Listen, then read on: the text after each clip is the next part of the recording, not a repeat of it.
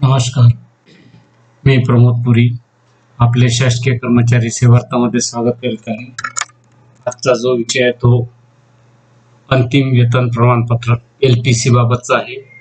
आता बऱ्याच कार्यालयामध्ये कर्मचाऱ्यांच्या अधिकाऱ्यांच्या बदल्या झालेल्या आहेत. त्यांना आपल्या कार्यालयामधून कसे कार्यमुक्त करावे याबाबतचा हा व्हिडिओ आहे.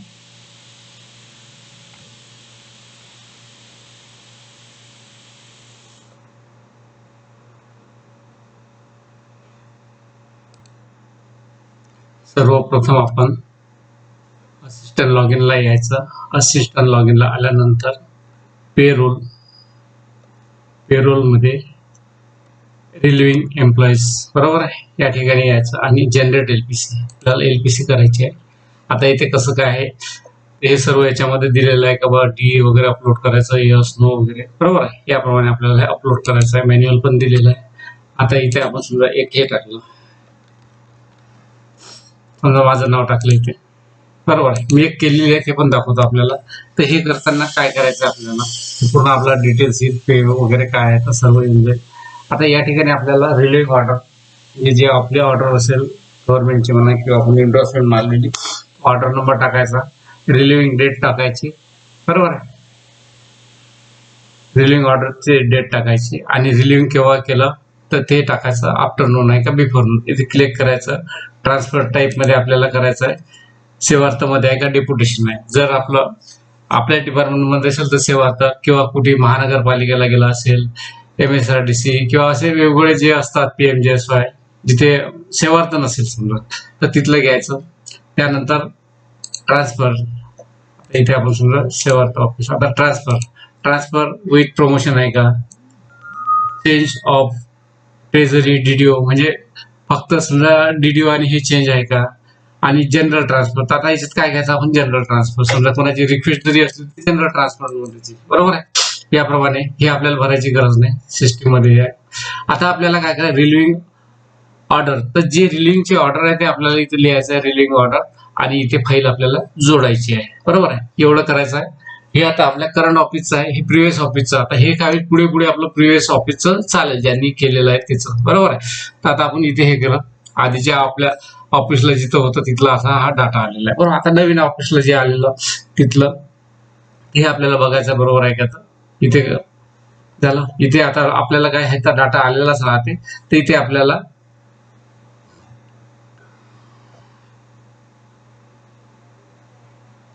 इथे ऑर्डर जो हे करायचे,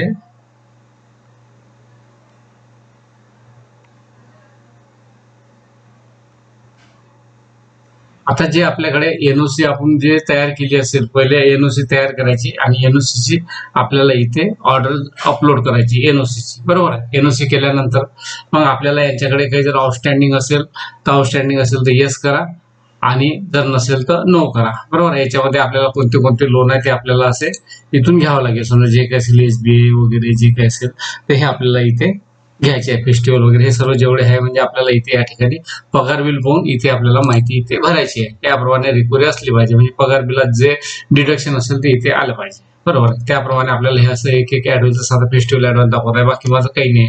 तर दुसरं याप्रमाणे आपल्याला टाकावं लागेल. ठीक आहे. आता नो डी, पहिले नो ड्यू होता, नो डी नंतर नो ड्यूचं काय करायचं की जे आपल्या कार्यालय प्रमुख असेल त्यांच्याच सहीने पाठवायचं आहे आपल्याला, वरिष्ठाकडून घ्यायचं नाही. आपल्या ऑफिस मधलाच आपल्याला इथे डाटा द्यायचा आहे बरोबर आहे. तर याच्याप्रमाणे आपल्याला चूज फाईल करायची आणि इथे आपल्याला अपलोड करायची बरोबर. किंवा आपण नो डी आणि नो हे एका याच्यातच करतो, तो दोन्ही फाईली एका ठिकाणी एकसारख्या टाकल्या तरी चालेल बरोबर आहे. इन्क्रीमेंटचं हे सर्व येऊन जाते यामध्ये. आता इथे आपल्याला सध्या करायची गरज नाही. नंतर GIचं जे असेल ते आपल्याला इथे टाकायचं आहे, चेंज असेल तर टाकायचं. आता 360 वरून 480 येईल तर तेव्हा इथं बदलून जाईल बरोबर आहे. त्याप्रमाणे आपलं हे होऊन जाईल. एम्प्लॉय CL जर असेल तर तेवढ्या CL आपल्याला इथे लिहायचं. तर समजा CL असेल तिथे यांनी 5 वापरले असेल तर आपल्याला तिथे 5 टाकायचे जे काही असेल ते, आणि इथे 3 बॅलन्स दाखवेल बरोबर आहे. यानंतर आपल्याला जर यांच्याकडे काही वसुली वगैरे असेल तर ते आपल्याला यस जर केलं तर आपल्याला इथे डिटेल्स लिहायचं आहे बरोबर आहे. आणि जर गव्हर्नमेंटचा काही ऍडव्हान्स असेल तर इथे आपल्याला भरायचा आहे. म्हणजे हे आपल्याला एवढं करायचं का त्यांच्याकडे ऍडव्हान्स आहे का एवढं आपल्याला बघायचं आणि मग याला सेव्ह ड्राफ्ट करायचं आणि अजून एकदा बघायचं आणि मग फॉरवर्ड टू डीडीओ करायचं. आता हे भरलेली माहिती मी तुम्हाला दाखवतो. ठीक आहे, आपण बघू.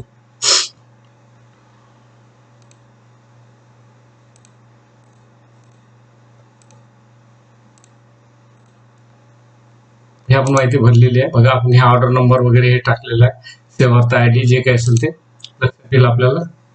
आपण हे फाईल पण इथे टाकलेली आहे एनओसी ची. या ठिकाणी सर्व डिटेल्स आलेलं आहे यामध्ये. आता इथे नोडीचं पण टाकलेलं आहे आपण, यांच्या सुट्ट्या काय बॅलन्स आहे हे सर्व आपण बघितलं आणि हे आणि आपण याला सबमिट केलं. म्हणजे ड्राफ्ट मध्ये केलं आपण पहिल्यांदा. पुन्हा दाखवतो. आपल्याला फक्त सबमिटच करायचं.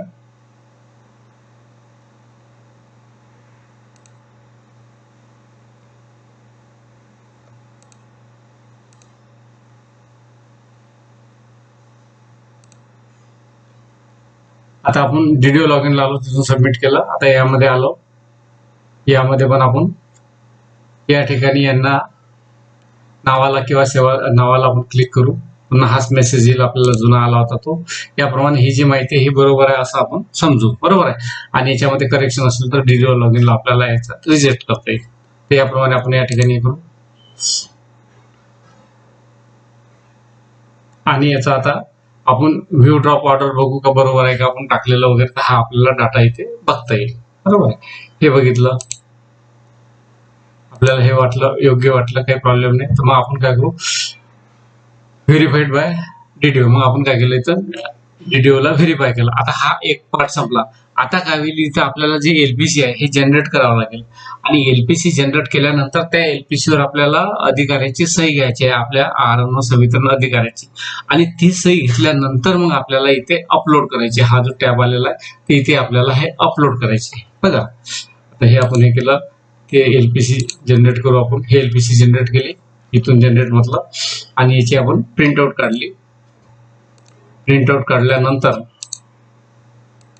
याला आपण एलपीसीला सेव्ह केलाय स्कॅन करून बघा. आता ही एलपीसी स्कॅन केलेली कॉपी आहे. आता इथे अपलोड करतो हे फाईलला.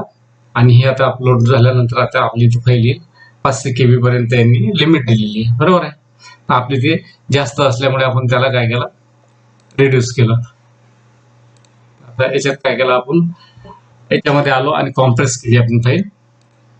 कॉम्प्रेस करून ही आपण फाईल इथे या ठिकाणी अपलोड केली. आपण साइन एलपीसी म्हणून लिहिलं आपण आणि हे आपण कॉम्प्रेस वाले आपण जोडत आहोत. 800 झाली जे. आता इथे काय होईल, हे केल्यामुळे आता इथून आपलं हे गेलं अपलोड साइन. इथं व्ह्यू आणि डिलीट आहे. व्ह्यू पाहू शकतो आपण कसं आहे तर. आणि यानंतर मग आपल्याला रिलीव्ह करायचं आहे, बस. ते एवढं हे याच्याप्रमाणे आहे. तिथून आपण रिलीव्ह केलं.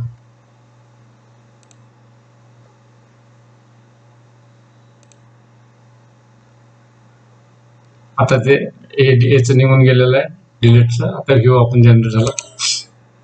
तर आता आपण याच्यामध्ये बघू आपलं हे एलपीसी झाली किंवा नाही तर, बरोबर आहे. आता हा इथे संपूर्ण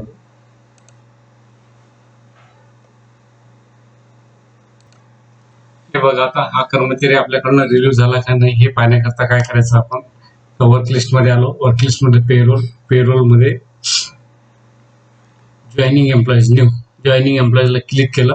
त्याच्यानंतर आपण सेवार्थ आयडी टाकलं तर बघा आपण त्यांना जिथून ते रिलीव्ह केलं होतं तर ते आपल्याला इथं दिसत आहे. म्हणजे याचा अर्थ आपली झालेली प्रोसेस ही बरोबर आहे. तर जोपर्यंत आपण इथे बघणार नाही का बा यांना आपण रिलीव्ह केलं, तर तोपर्यंत कन्फर्म व्हायचं नाही. जोपर्यंत आपल्याला इथे असं दिसणार नाही तोपर्यंत. आणि मग इथून असं जॉईंटचं वगैरे ते नंतरचा पार्ट होईल, बरोबर आहे. तर हे आपलं इथपर्यंत पहिला हा व्हिडिओ संपला. दुसऱ्या व्हिडिओमध्ये आपण आता जॉईनिंगचं बघू. आता रिलीव्हचा हा पूर्ण व्हिडिओ या ठिकाणी आपल्याला झालेला आहे. हे लॉग आउट करतो.